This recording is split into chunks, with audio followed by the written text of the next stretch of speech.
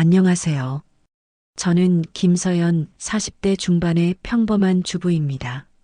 아니, 평범하다고 말하기엔 제 인생이 그리 평범하지만은 않았네요. 오늘은 여러분께 제 이야기를 들려드리려고 합니다. 어쩌면 누군가에겐 낯익은 이야기일 수도 있고, 누군가에겐 충격적인 이야기일 수도 있겠죠. 하지만 이건 분명 제 진짜 이야기입니다. 며칠 전이었어요. 언니와 동생, 우리 셋이 오랜만에 카페에서 만났습니다. 언니들, 나 진짜 못하겠어. 아빠 모시는 거. 막내 은지가 먼저 입을 뗐어요. 큰언니 수연이도 고개를 끄덕였죠.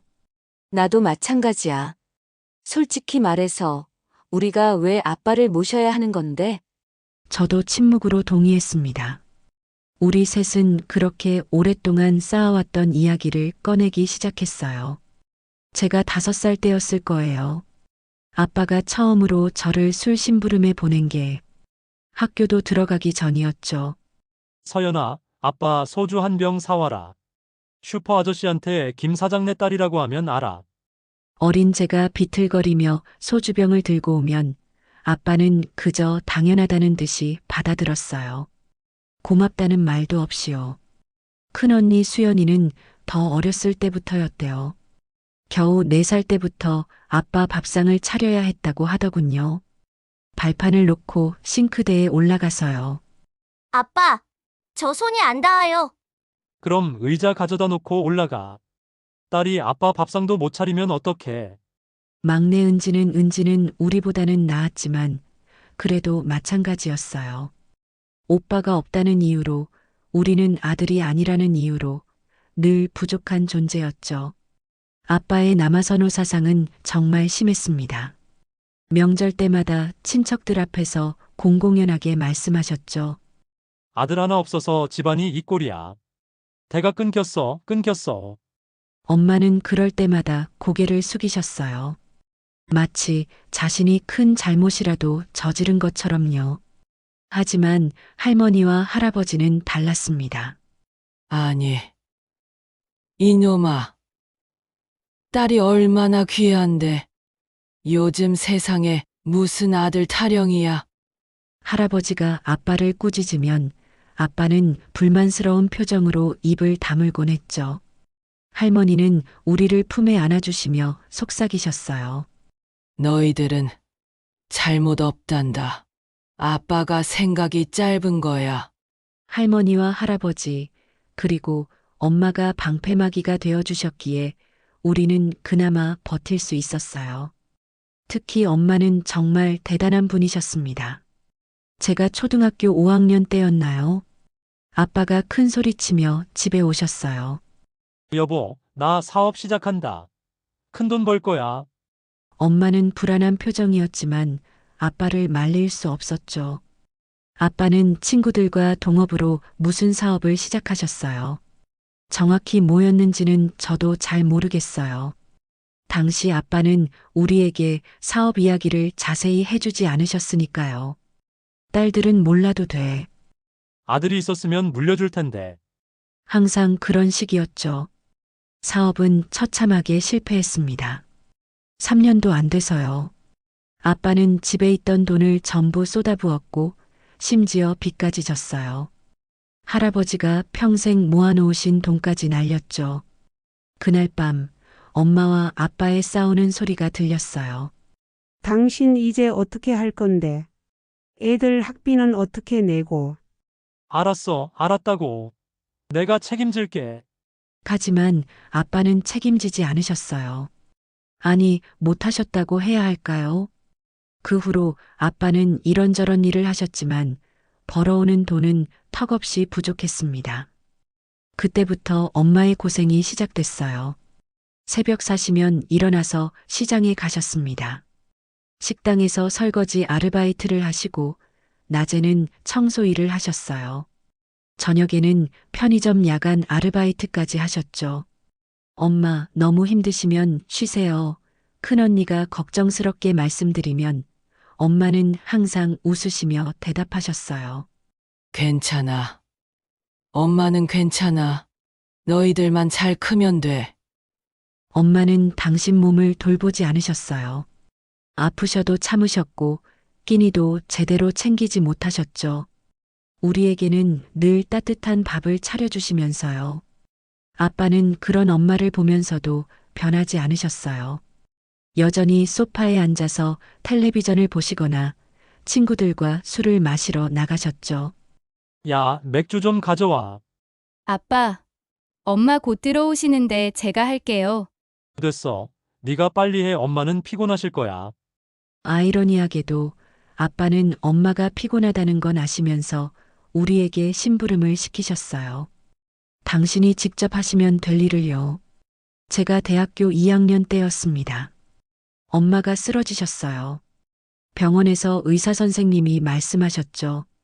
과로로 인한 만성 피로증 후군입니다.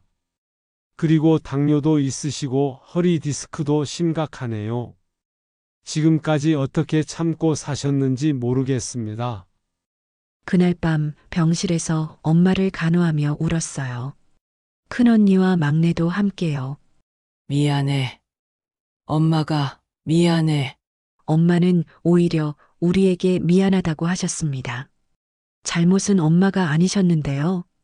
아빠는 병원에 오셨지만 무표정으로 서 계시다가 그냥 가셨어요. 내가 할 수 있는 게 없네. 병원비는 내가 낼 테니까 걱정 마.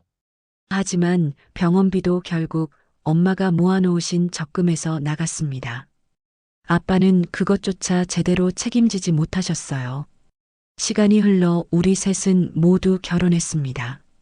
큰언니 수연이는 성실한 회사원과 결혼해서 두 아이를 키우고 있어요. 저는 작은 카페를 운영하는 남편을 만나 하나의 딸을 키우고 있고요. 막내 은지는 공무원과 결혼해서 신혼의 단꿈에 빠져 있었죠. 엄마는 그 후로도 계속 편찮으셨어요. 당뇨 합병증으로 눈도 나빠지시고 허리 때문에 오래 서 계시지도 못하셨습니다. 그런데도 가끔 파트타임 일을 하려고 하시면 우리 셋이 말렸어요. 엄마, 이제 그만 쉬세요. 우리가 용돈 드릴게요. 그래, 고맙다. 얘들아, 엄마는 평생 고생하신 끝에 이제야 조금 쉴 수 있게 되셨어요. 하지만 아빠는 여전히 변하지 않으셨습니다. 작년 겨울이었어요. 할머니가 돌아가셨습니다. 99세의 나이로 편안히 가셨죠. 장례식장에서 친척들이 모였을 때였어요. 큰아버지가 아빠에게 말씀하셨습니다. 자네도 이제 나이가 있는데 딸들 중에 누가 모실 건가? 아빠는 당황스러운 표정이셨어요. 아, 그거야 아직 생각해 본 적 없는데. 어머니 살아계실 때는 어머니가 자네를 챙기셨지만 이제 자네 혼자신데 누군가는 돌봐드려야지. 그 순간 저는 큰언니와 막내의 얼굴을 봤어요. 우리 모두 같은 생각을 하고 있었죠. 아빠를 모신다고? 장례식이 끝나고 며칠 후 아빠가 우리를 모두 불러 모으셨어요. 너희들 아빠가 이제 나이도 있고 엄마도 아프니까 우리끼리 살기는 힘들 것 같아서 그러는데. 아빠 말씀하세요. 큰언니가 차갑게 말했습니다. 큰딸 내 집에서 모시면 안 될까? 아니면 번갈아 가면서라도. 순간 침묵이 흘렀어요. 무거운 길고 긴 침묵이요. 막내 은지가 먼저 입을 열었습니다. 아빠, 죄송하지만 저는 못 모십니다. 뭐? 은지야, 네가 막내잖아. 막내가 부모를. 아빠는 저를 딸로 생각하신 적이 없잖아요. 은지의 목소리가 떨렸어요. 어렸을 때부터 오빠가 없다고, 아들이 없다고, 그렇게 한탄하시면서 정작 저희는 제대로 쳐다보지도 않으셨잖아요. 이제 와서 딸이 부모를 모셔야 한다고요? 아빠의 얼굴이 굳었습니다. 큰딸은 어떻게 생각하는데? 큰언니 수연이가 단호하게 말했어요. 저도 마찬가지입니다. 아빠, 저 5살도 안 됐을 때부터 밥상 차리고 설거지했던 거 기억하세요? 학교 갔다 오면 아빠 밥 챙기고 빨래하고 동생들 돌보고 그게 다 제 몫이었어요. 왜냐고요? 딸이니까요. 아들이 아니라 딸이니까. 수연아, 그리고 엄마 아프신 거 아시죠? 엄마가 왜 그렇게 되셨는지 아세요? 아빠가 사업 실패하고 빚까지 져서 엄마가 혼자서 우리 셋 키우시느라 몸이 망가지신 거예요. 큰언니의 목소리가 커졌습니다. 저도 입을 열었어요. 아빠, 저도 모실 수 없어요. 솔직히 말씀드리면 저는 아빠한테 좋은 기억이 없어요. 술 심부름 시키시고 밥 차려드리고 항상 우리를 부족한 존재로 보셨잖아요. 아들이었으면 좋았을 텐데 딸이라서 쓸모없다고. 아빠는 당황하신 표정이었어요. 너희들 아빠가 언제 그랬다고? 맨날 그러셨어요. 은지가 소리쳤습니다. 명절 때마다 아들 없다고 한숨 쉬시고, 우리 보면서 실망하신 얼굴 하시고, 아빠는 우리를 사랑하신 적이 없잖아요.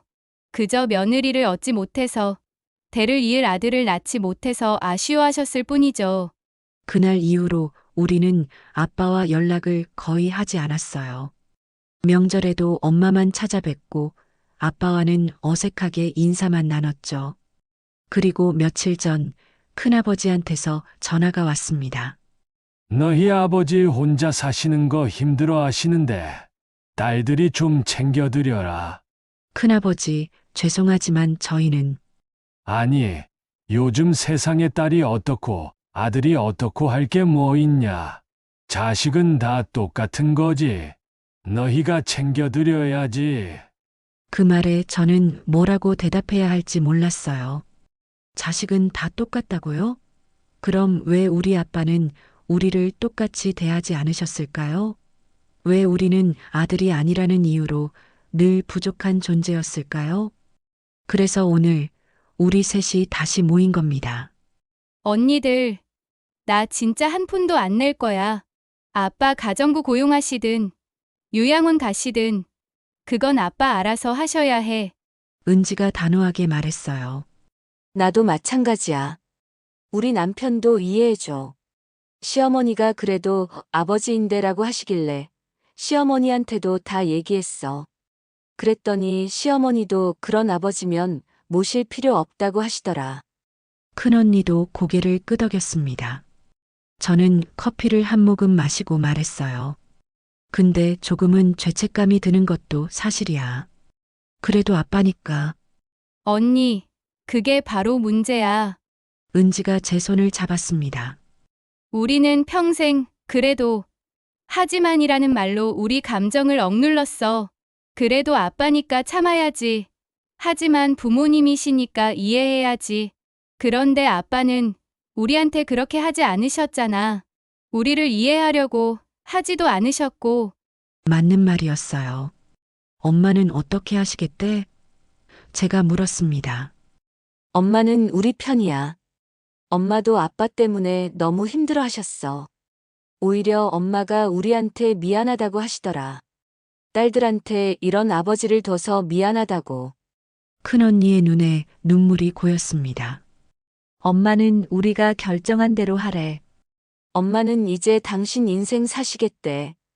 아빠 뒷바라지하느라 인생을 다 보냈는데 이제는 당신을 위해 살고 싶으시대. 우리는 그렇게 결정했어요. 아빠를 모시지 않기로. 가정부 고용비도 요양원 비용도 어떤 것도 지원하지 않기로요. 잔인하게 들릴 수 있어요. 효도하지 않는 불효녀라고 손가락질 받을 수도 있죠. 하지만 우리는 알아요. 진짜 잔인했던 건 누구였는지. 평생 우리를 아들이 아니라는 이유로 차별하고 엄마를 힘들게 하고 가족의 생계는 나 몰라라 하면서도 가부장의 권위만 내세웠던 사람이 누구였는지. 아빠한테서 전화가 왔습니다. 며칠 전에요. 서연아, 아빠가 좀 힘들구나. 너희들이 좀 도와줄 수 없겠니? 아빠, 죄송하지만 저희는 도와드릴 수 없어요. 서연아, 그래도 아빠잖아. 자식이 부모를. 아빠. 저는 침착하게 말했습니다. 아빠는 저희를 자식으로 생각하지 않으셨잖아요. 딸이라서 실망하셨고 아들이 없어서 한탄하셨어요. 그런 아빠한테 이제 와서 자식의 도리를 요구하시는 건 아니라고 생각해요. 아빠가 혼자 사시기 힘드시면 아빠 스스로 해결하셔야 해요. 정부 지원도 있고 복지관도 있잖아요. 저희는 저희 인생을 살고 싶어요. 전화를 끊고 나서 한참을 울었어요. 슬퍼서가 아니라 후련해서요. 평생 쌓여있던 무언가가 터져나오는 느낌이었습니다. 엄마는 요즘 건강을 많이 회복하셨어요. 우리 셋이 번갈아 가며 엄마를 모시고 있거든요. 엄마와 함께 여행도 가고 맛있는 음식도 해드리고 엄마가 평생 하고 싶어 하셨던 것들을 하나씩 해드리고 있어요. 지난주에는 엄마 생일 파티를 크게 열었어요. 엄마 친구분들도 오시고 우리 가족들만의 시간이었죠. 엄마 평생 고생만 하셨는데 이제는 편히 지내세요. 고맙다, 얘들아. 엄마는 너희들이 있어서 정말 행복해. 엄마는 눈물을 흘리셨어요. 하지만 그건 슬픈 눈물이 아니었어요. 아빠는 오시지 않았습니다. 초대도 하지 않았고요. 가끔 생각해요. 우리가 너무한 걸까? 하지만 곧 고개를 저어요. 아니야, 우리는 잘못하지 않았어. 우리는 그저 우리 자신을 지킨 거예요. 평생 받았던 상처와 차별, 그리고 서름을 이제는 더 이상 감내하지 않기로 한 거죠. 효도는 강요될 수 없어요. 사랑도 마찬가지고요. 아빠는 우리를 사랑하지 않으셨어요. 아들을 원하셨을 뿐이죠. 그런 사람을 우리가 왜 모셔야 할까요? 길고 긴 침묵. 얼마 전에 막내 은지가 이런 말을 했어요. 언니, 있잖아. 나, 우리 딸한테는 절대 이런 짓 안 할 거야. 내 딸은 이 세상 무엇보다 소중한 존재라고, 딸이어서 자랑스럽다고 매일 말해줄 거야. 큰언니도 맞장구 쳤죠. 나도 그래. 우리 애들한테는 성별로 차별하지 않을 거야. 아들이든 딸이든 다 똑같이 소중한 거야. 저도 그랬어요. 우리 딸한테는 엄마 아빠가 얼마나 사랑하는지 매일 말해줄 거야. 딸이어서 실망한 적 단 한 번도 없다고. 우리는 다짐했어요. 우리가 받은 상처를 우리 아이들에게는 물려주지 않겠다고. 우리 세대에서 끊겠다고. 오늘도 엄마한테서 전화가 왔어요. 서연아, 엄마 오늘 친구들이랑 등산 갔다 왔어. 날씨가 정말 좋더라. 엄마, 무릎은 괜찮으세요? 응, 요즘 많이 좋아졌어. 너희들 덕분에 엄마가 이렇게 건강해졌네. 엄마의 목소리가 정말 밝았어요. 이게 맞는 거예요. 엄마는 평생 고생만 하셨으니까 이제는 행복하실 자격이 있어요. 그리고 우리도 행복할 자격이 있어요. 죄책감 없이 당당하게요. 친정아빠를 모시지 않는다고 결정한 날, 저는 처음으로 자유로워진 느낌이었어요. 오랫동안 목을 조르고 있던 무언가가 풀린 것 같았죠. 그래도 하지만이라는 말로 스스로를 억압하지 않아도 되는 거예요. 우리는 불효녀가 아니에요. 우리는 그저 우리 자신을 지키기로 한 거예요. 그것이 잘못된 걸까요? 아니, 전혀요. 오늘 이 이야기를 들으시는 여러분 중에 혹시 비슷한 상황에 계신 분이 있다면 말씀드리고 싶어요. 당신은 잘못하지 않았어요. 부모라는 이름으로 자식을 상처 입힐 권리는 누구에게도 없어요. 효도는 당연한 게 아니라 서로의 사랑과 존중에서 나오는 거예요. 만약 그 사랑과 존중이 없었다면 효도를 강요받을 이유도 없는 거죠. 당신의 인생은 당신 것이에요. 부모의 잘못된 선택과 차별의 결과를 감당할 의무는 없어요. 당당하게 사세요. 죄책감 없이요. 친정아빠를 모시지 않기로 한 불효녀라고 불릴지도 모르지만 제 인생의 주인공으로 살기로 한 한 명의 여성입니다. 그리고 그것으로 충분합니다. 전화벨이 울렸습니다.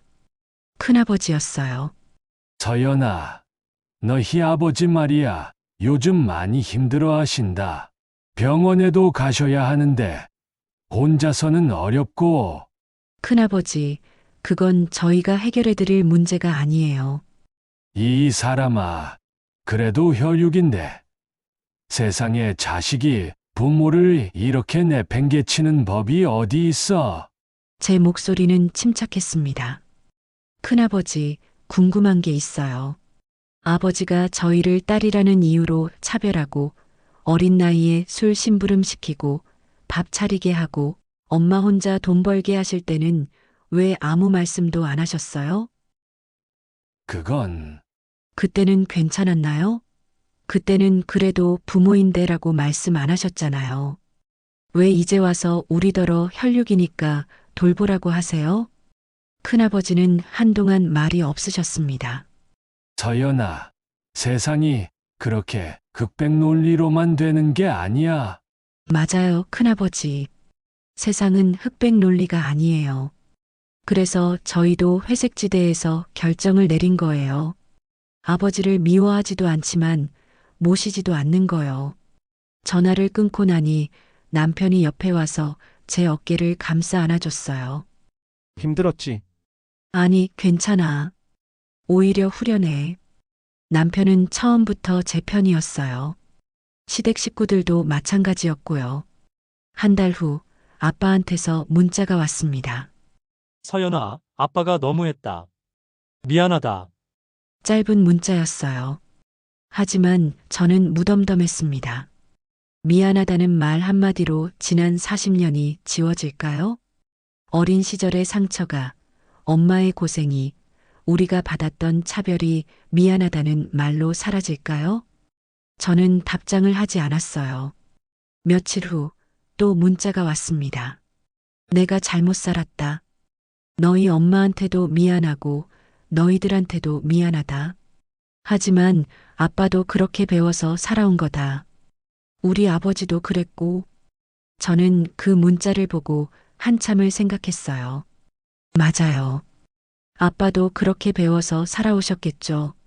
아빠의 아버지, 우리 할아버지도 남아선호 사상이 있으셨으니까요. 하지만 그게 변명이 될까요? 할아버지는 그래도 손녀들을 아꼈어요. 우리를 지켜주셨고, 아빠가 우리를 함부로 대하면 혼내셨죠. 할머니도 마찬가지였고요.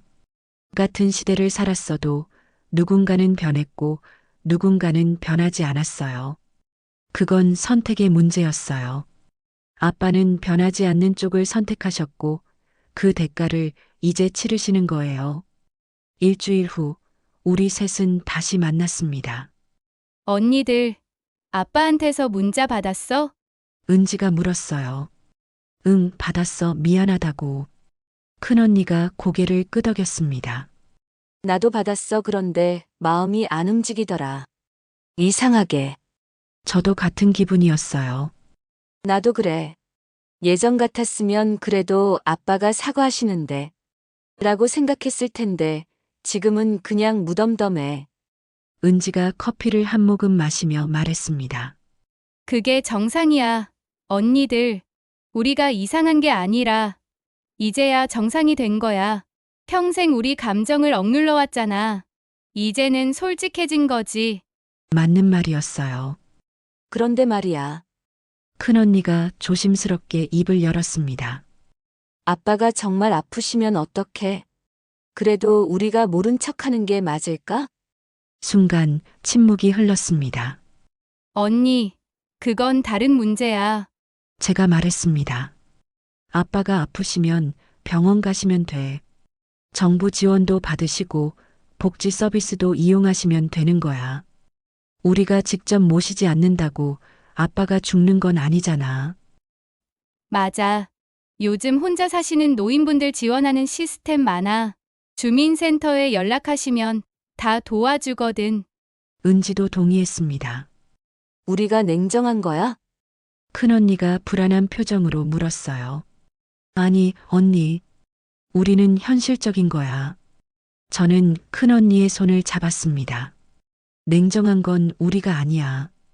평생 딸들을 차별하고 엄마를 힘들게 하고 그러다가 나이 들어서 외롭다고 돌봐달라고 하는 게 냉정한 거지. 집에 돌아와서 딸아이 지우를 안았어요. 이제 초등학교 3학년이 된 지우는 엄마 품에 폭 안기며 물었습니다. 엄마, 오늘 무슨 일 있었어? 표정이 복잡해 보여. 아니야, 지우야. 엄마는 괜찮아. 엄마, 나한테는 솔직하게 말해도 돼. 선생님이 그러셨어. 부모님도 완벽한 사람이 아니래. 힘들 때는 힘들다고 말해도 된대. 저는 지우를 꼭 안아줬어요. 지우야, 엄마가 하나만 물어볼게. 지우는 엄마 아빠가 지우를 낳아서 실망한 적 있다고 생각해?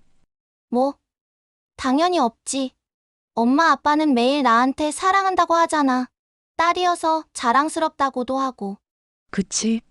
그게 정상이야, 지우야. 부모는 자식을 있는 그대로 사랑하는 거야. 아들이든 딸이든 상관없이. 지우가 고개를 갸웃했어요. 엄마, 그럼 외할아버지는? 저는 지우의 머리를 쓰다듬으며 조심스럽게 말했습니다. 외할아버지는 조금 다르셨어. 옛날 사람이라서 생각이 달랐지. 하지만 그게 옳은 건 아니야. 외할아버지, 요즘 안 뵈는 것도 그래서야? 아이는 생각보다 많은 걸 알고 있었어요. 응. 엄마가 외할아버지랑 조금 거리를 두기로 했어. 그게 엄마한테도 외할아버지한테도 더 나은 선택 같아서. 지우는 한참을 생각하더니 말했습니다. 엄마, 나는 엄마를 믿어. 엄마가 그렇게 결정하신 데는 다 이유가 있을 거야. 그 순간 눈물이 났어요. 제 딸은 저를 믿어줬어요. 판단하지 않고 그저 믿어줬습니다. 이게 가족이구나 싶었어요. 2달이 지났습니다. 친척 어른 하나가 저희 집으로 찾아오셨어요. 아빠의 사촌 형님이셨죠. 서연아, 내 아버지 요즘 정말 많이 힘들어 하신다. 혼자 사시는데 밥도 제대로 못 챙겨 드시고. 아버지 혼자 사시는 게 힘드시면 주민센터에 연락하시라고 전해주세요. 독거노인 지원 프로그램이 있어요. 그런 게 문제가 아니잖아. 자식 있는데 왜 남의 손을 빌려야 하니? 큰아버지, 저는 차분하게 말했습니다. 아버지는 저희를 자식으로 대하지 않으셨어요. 평생을요. 그런데 이제 와서 자식의 도리를 말씀하시는 건 모순 아닌가요? 그래도 너희를 낳아주시고 키워주셨잖아. 키워주신 건 엄마예요. 아버지는 사업 실패하시고 빚만 지으셨죠. 엄마가 혼자 새벽부터 밤까지 일하셨어요. 그것도 아버지 때문에요. 큰아버지는 말문이 막힌 듯 했어요. 그리고 낳아줬다는 건 부모의 선택이었어요. 저희가 부탁한 적 없어요. 낳기로 결정하신 건 부모님이셨고 그에 따른 책임도 부모님이 지셔야 하는 거예요. 그 책임을 다하지 않으셨으면서 나중에 보답을 요구하는 건 공평하지 않아요. 요즘 젊은 것들은 큰아버지, 저 이제 젊지 않아요. 40대 중반이에요. 그리고 이건 나이 문제가 아니에요. 옳고 그름의 문제죠. 큰아버지는 더 이상 할 말이 없으신 듯 돌아가셨어요. 남편이 옆에서 지켜보고 있었어요. 여보 괜찮아? 응, 괜찮아. 이제는 익숙해. 친척들이 계속 이럴 텐데. 상관없어. 우리가 옳다고 생각하는 대로 하면 돼. 남편이 저를 껴안아줬습니다. 당신 정말 강해졌어. 예전에 당신 같았으면 죄책감에 못 견뎠을 텐데. 그치? 나도 놀라워. 이제는 죄책감이 안 들어. 오히려 해방된 기분이야. 그날 저녁 엄마한테서 전화가 왔어요. 서연아, 엄마야. 엄마, 무슨 일이세요? 아니, 그냥 너희들한테 고맙다고 전화했어. 엄마, 왜요? 엄마가 평생 못했던 걸 너희들이 하고 있잖아. 당당하게 사는 거. 엄마는 평생 참고 살았는데 너희들은 안 그러더라. 그게 너무 자랑스러워. 엄마의 목소리가 떨렸어요. 엄마, 서연아, 너희들 잘못 없어. 하나도. 당당하게 살아, 알았지? 네, 엄마. 엄마도 이제 당신을 위해 사세요. 응, 그럴게. 엄마 이번 주말에 친구들이랑 부산 여행 가기로 했어. 너무 오랜만에 가는 여행이라 설레. 엄마의 목소리가 얼마나 밝은지 평생 처음 들어보는 톤이었어요. 석 달이 지났습니다. 큰언니한테서 단체 카톡이 왔어요. 언니들, 아빠가 드디어 주민센터에 연락하셨대. 독거노인 지원 신청하시고 가정방문 서비스도 받기로 하셨대. 오, 잘하신 거네. 은지가 답장했습니다. 그게 맞는 거야. 아빠도 이제 현실을 받아들이신 거지. 제가 답장을 보냈어요. 그래도 가끔 전화는 드려야 하는 거 아니야? 은지가 물었습니다. 글쎄, 그건 각자 알아서 하면 되지 않을까? 나는 아직은 전화하고 싶지 않아.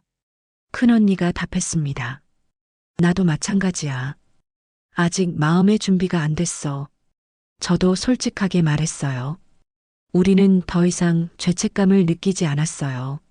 각자 자신의 감정에 솔직했고 그것을 인정했습니다. 어느 날 지우가 학교에서 숙제를 해왔어요. 우리 가족 이야기 쓰기였습니다. 지우의 장문을 읽는데 이런 구절이 있었어요. 우리 엄마는 용감합니다. 옳지 않은 것에 대해서는 아니라고 말할 수 있는 사람입니다.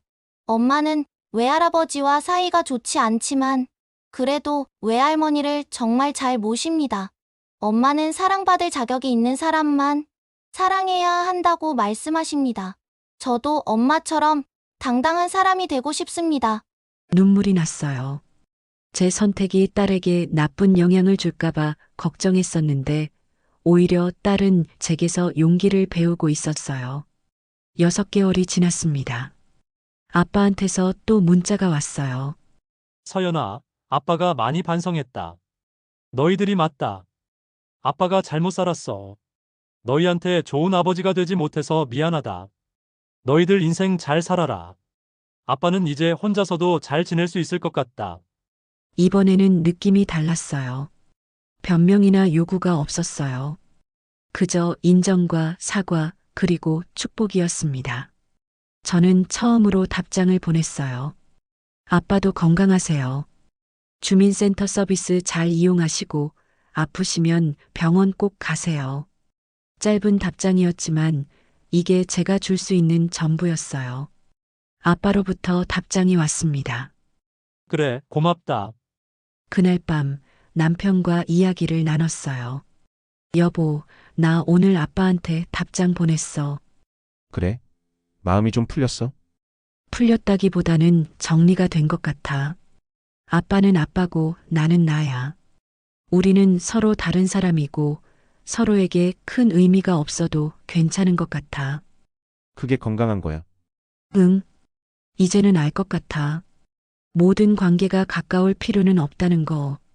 가족이라고 해서 무조건 친밀해야 하는 건 아니라는 거. 남편이 제 손을 잡아줬어요. 당신은 정말 잘하고 있어. 1년이 지났습니다. 엄마는 정말 건강해지셨어요. 표정도 밝아지시고 친구들과 여행도 다니시고 평생 해보고 싶었던 서예도 배우기 시작하셨죠. 서연아, 엄마 이번에 서예전에 출품한대. 와, 엄마 대단하세요. 엄마가 이렇게 행복할 수 있는지 몰랐어. 60평생 처음으로 내 인생을 사는 것 같아. 엄마의 목소리에는 생기가 넘쳤습니다. 우리 셋은 엄마의 서예전에 다 함께 갔어요. 남편들과 아이들까지 모두요. 엄마의 작품 앞에서 우리는 한참을 서 있었습니다. 자유. 엄마가 쓰신 글귀였어요. 엄마, 이거. 응, 엄마가 평생 원했던 거야. 자유 이제야 얻은 것 같아. 우리는 모두 울었어요. 하지만 슬픈 눈물이 아니었습니다. 그날 저녁 전시회가 끝나고 우리는 모두 함께 저녁을 먹었어요. 엄마와 딸 셋, 그리고 사위들과 손주들까지. 시끌벅적하고 웃음소리가 가득한 식탁이었습니다. 엄마, 건배해요. 엄마의 자유를 위하여. 큰언니가 잔을 들었어요. 엄마의 자유를 위하여. 우리 모두가 잔을 부딪혔습니다. 그 순간 저는 깨달았어요. 가족이란 혈연만으로 만들어지는 게 아니라는 것을. 진짜 가족은 서로를 존중하고 사랑하고 지켜주는 사람들이라는 것을요. 그리고 우리에게는 그런 가족이 있다는 것을. 엄마와 우리 셋, 그리고 우리가 만든 새로운 가족들. 이게 진짜 가족이었습니다. 며칠 후 우연히 동네에서 아빠를 봤어요. 주민센터 요양보호사님과 함께 걷고 계셨죠. 아빠는 많이 늙으셨어요. 허리도 굽고 걸음도 느리셨습니다. 잠시 눈이 마주쳤습니다. 아빠는 저를 보고 잠깐 멈추셨어요. 그리고 고개를 숙이셨습니다. 인사가 아니었어요. 사과였습니다. 말없는 사과. 저도 가볍게 고개를 숙였습니다. 용서는 아니었어요. 그저 인정이었습니다. 당신은 당신의 삶을 사세요. 저는 제 삶을 살겠습니다. 우리는 그렇게 스쳐 지나갔습니다. 집으로 돌아오는 길, 하늘이 참 맑았어요. 가을 하늘이었습니다. 지우가 학교에서 돌아와 저를 안아줬어요. 엄마, 오늘 무슨 좋은 일 있었어? 표정이 밝아 보여. 응, 엄마가 오늘 평화를 찾은 것 같아. 평화? 그래, 평화. 마음의 평화. 더 이상 죄책감도 없고 분노도 없고 그냥 편안한 거. 지우가 웃으며 말했어요. 엄마, 그럼 이제 정말 행복한 거네? 응, 그런 것 같아. 그날 밤 저는 일기를 썼습니다. 오랜만에 쓰는 일기였어요. 오늘 나는 진짜로 자유로워졌다. 친정아빠를 모시지 않기로 결정한 지 1년이 지났다. 그동안 많은 일이 있었다. 친척들의 비난도, 죄책감도, 혼란도. 하지만 이제는 확신한다. 나는 잘못하지 않았다. 나는 그저 나를 지킨 것뿐이다. 그리고 그것은 잘못이 아니다. 엄마는 행복하시고 우리 딸들도 잘 자라고 있다. 우리는 다른 방식의 가족을 만들었다. 사랑과 존중에 기반한 가족을. 혈연이 아니라 진심으로 이어진 가족을. 나는 이제 당당하다. 친정아빠를 모시지 않는 딸이지만 엄마를 사랑하는 딸이고 내 딸에게 좋은 엄마이고 남편에게 좋은 아내이고 무엇보다 나 자신에게 정직한 사람이다. 그것으로 충분하다. 아니, 그것이 전부다. 엄마, 오늘 외할머니랑 통화했는데 외할머니가 이탈리아 여행 다녀오셨대. 지우가 신나서 말했어요. 그래, 외할머니 소원이 이탈리아 가는 거였는데 드디어 이루셨네. 저는 진심으로 기뻤습니다. 엄마는 이제 70을 바라보시지만 그 어느 때보다 활기차게 사세요. 우리 셋이 돌아가며 용돈도 드리고 함께 여행도 가고 좋은 시간을 보냅니다. 이게 진짜 효도라는 생각이 들어요. 서로를 사랑하고 존중하고 행복하게 해주는 것. 그게 가족이니까요. 아빠는 여전히 주민센터의 도움을 받으며 지내고 계세요. 가끔 명절에 짧게 전화 통화를 할 때도 있지만 우리의 관계는 거기까지입니다. 그리고 그것으로 충분합니다. 더 이상 죄책감도 미련도 분노도 없어요. 그저 담담할 뿐입니다. 지난주에는 재미있는 일이 있었어요. 지우 학교에서 가족 상담 주간이 있었는데 담임 선생님이 저를 따로 부르셨어요. 어머님, 지우가 우리 가족이라는 주제로 쓴 글이 있는데 한번 보시겠어요? 선생님이 건네주신 지우의 장문을 읽었습니다. 우리 가족은 조금 특별합니다. 외할아버지는 자주 뵙지 않지만 외할머니는 자주 만나요. 처음에는 이상했어요. 왜 외할아버지만 안 만나는 걸까? 엄마한테 물어봤더니 엄마가 말씀해 주셨어요. 가족이라고 해서 모두 가까울 필요는 없단다. 서로를 아프게 하는 사람과는 거리를 두는 게 때로는 더 건강한 거야. 그 말을 듣고 이해했어요. 엄마는 외할아버지한테 많이 아팠나 봐요. 엄마는 절대 저한테 그런 아픔을 주지 않아요. 매일 사랑한다고 말해주시고 제가 딸이어서 자랑스럽다고 하세요. 우리 반 친구 중에는 너는 남자애가 아니라서 아쉽다는 말을 듣는 친구도 있대요. 저는 그런 말 한 번도 들어본 적 없어요. 엄마 아빠는 저를 있는 그대로 사랑해 주시거든요. 그래서 우리 가족은 특별한 것 같아요. 완벽하지는 않지만 서로를 진짜로 사랑하는 가족이니까요. 글을 다 읽고 나니 눈물이 났어요. 선생님이 조용히 말씀하셨습니다.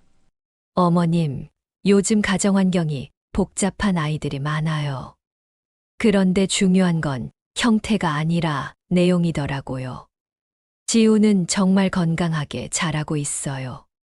사랑받고 있다는 걸 확실히 알고 있고요. 감사합니다, 선생님. 어머님이 옳은 선택을 하신 것 같아요.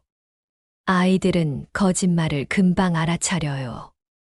억지로 만나고, 억지로 웃고, 억지로 관계를 유지하는 것보다 정직하게 사는 게 아이한테 더 좋은 교육이에요. 집으로 돌아오는 길에 큰언니한테 전화했어요. 언니, 오늘 지우 선생님이 그러시는데. 이야기를 다 들은 큰언니가 말했습니다. 맞아, 우리 아이들도 그래. 처음엔 외할아버지 얘기 안 하니까 애들이 궁금해 하더라고. 그래서 나이에 맞게 설명해줬어. 외할아버지는 엄마를 많이 아프게 하셨다고. 그래서 지금은 거리를 두고 지낸다고. 애들 반응은 어땠어? 우리 큰애가 그러더라. 엄마, 그럼 나도 나를 아프게 하는 사람이랑은 안 친하게 지내도 돼? 그래서 그랬지. 당연하지. 내 마음을 지키는 게 제일 중요한 거야. 잘했어, 언니. 응. 우리가 아이들한테 물려줘야 할 건 무조건적인 참을성이 아니라 자기 자신을 지키는 법인 것 같아. 그날 저녁, 가족 저녁 식사 시간이었어요. 남편이 물었습니다. 여보, 뭐 좋은 일 있어? 표정이 정말 밝네. 응, 오늘 지우 담임 선생님을 만났는데 우리가 잘하고 있다는 확신이 들었어. 지우가 고개를 들었어요. 엄마, 선생님이 뭐라고 하셨는데? 지우가 아주 건강하게 잘 자라고 있대. 특히 자기 감정을 솔직하게 표현하고 스스로를 사랑하는 법을 안다고. 지우가 웃으며 말했어요. 당연하지. 엄마가 그렇게 가르쳐 주셨잖아. 내 감정이 제일 중요하다고. 남편이 저를 보며 웃었습니다. 우리 와이프 정말 훌륭한 엄마야. 그 순간 가슴이 뭉클했어요. 제가 받지 못한 사랑을 제 딸은 듬뿍 받으며 자라고 있다는 것. 제가 겪은 상처를 제 딸은 겪지 않아도 된다는 것. 이게 바로 단절의 의미였어요. 상처의 대물림을 끊는 것. 은지가 아기를 낳았어요. 아들이었습니다.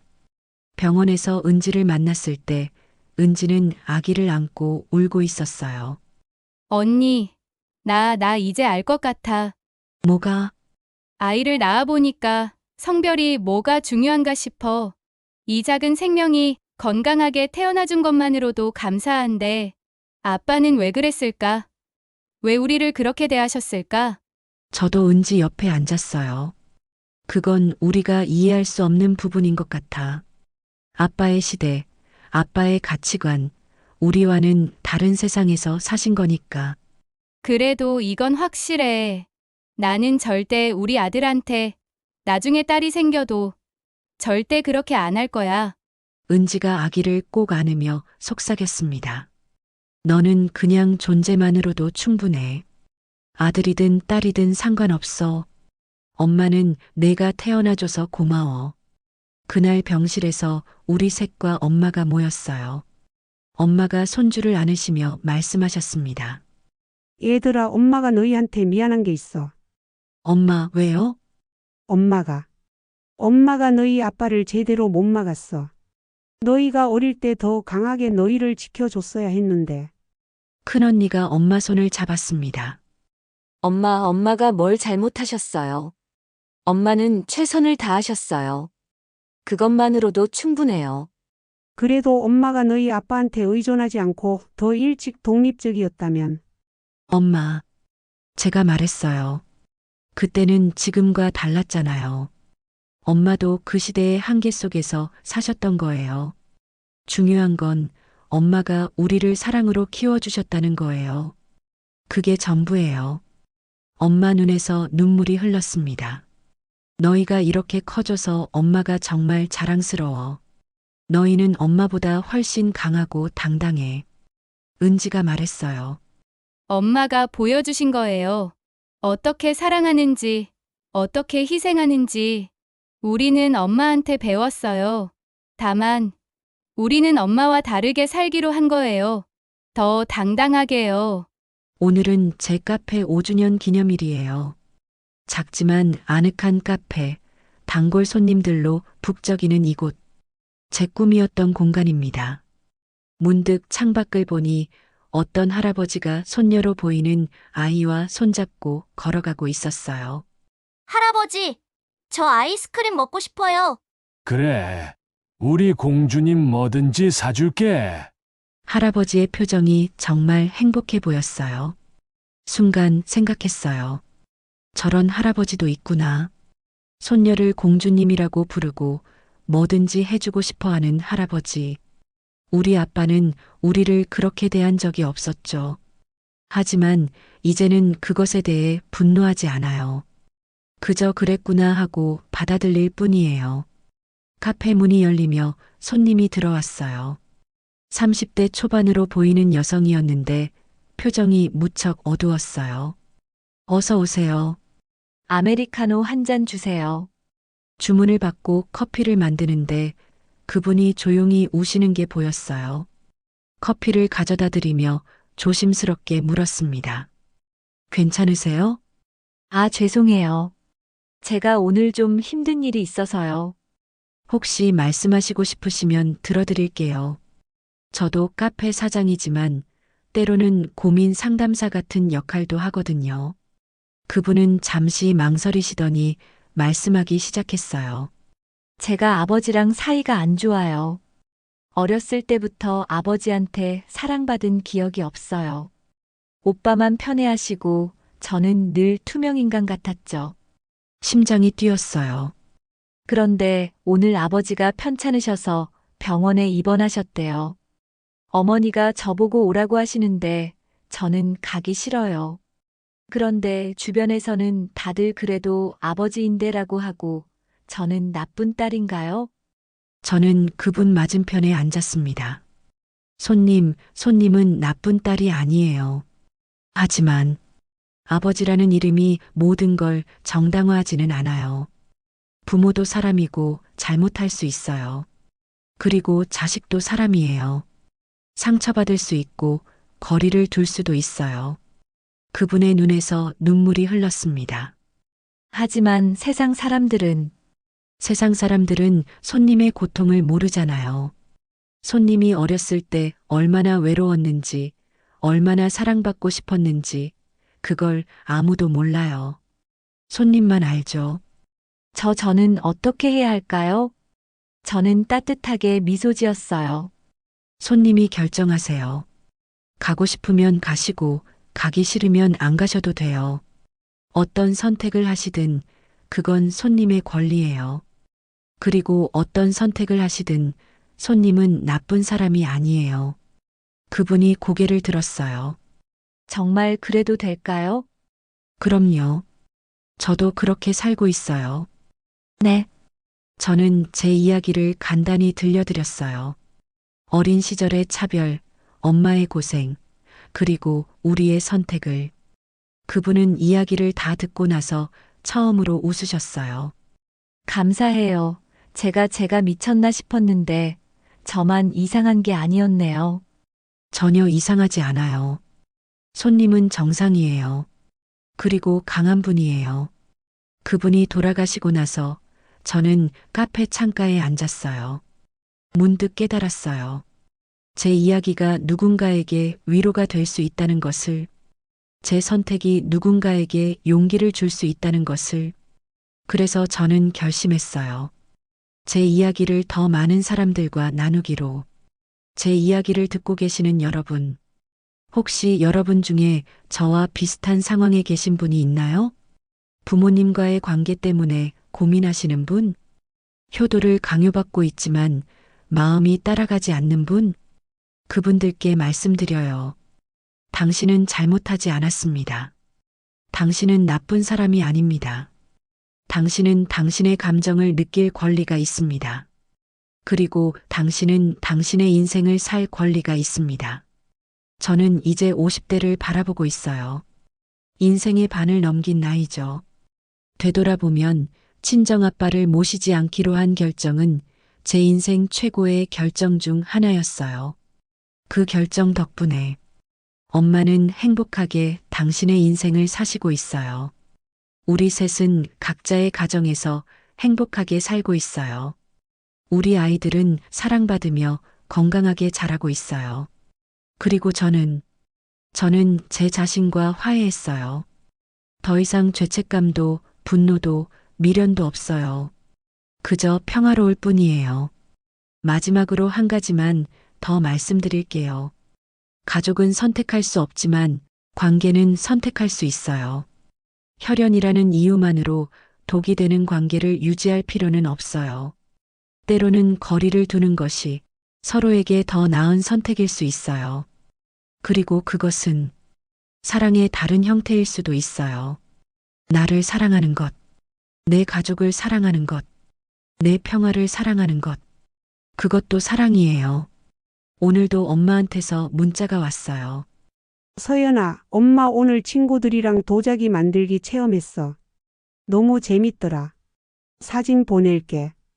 엄마가 보내신 사진 속에서 엄마는 정말 행복하게 웃고 계셨어요. 70대의 얼굴이지만 소녀처럼 밝은 미소였어요. 이게 맞는 거예요. 이게 우리가 원했던 거예요. 엄마의 행복, 그리고 우리의 평화. 친정아빠 모시기 싫어요? 네, 싫어요. 그리고 그것에 대해 미안하지 않아요. 왜냐하면 저는 알거든요. 진짜 효도가 무엇인지, 진짜 가족이 무엇인지, 진짜 사랑이 무엇인지, 그리고 진짜 나로 산다는 게 무엇인지 여러분도 찾으시길 바랍니다. 여러분만의 답을, 여러분만의 평화를, 여러분만의 행복을 당당하게 죄책감 없이. 저는 김서연입니다. 오늘도 제 카페에서 제 가족과 함께 제 인생을 살아가고 있습니다. 그리고 이것만큼 확실한 건 없어요. 저는 행복합니다. 진심으로요. 당신도 행복하세요. 당신만의 방식으로. 오늘 이야기는 여기까지입니다. 다음 이야기에서도 더 흥미진진한 이야기로 찾아뵙겠습니다.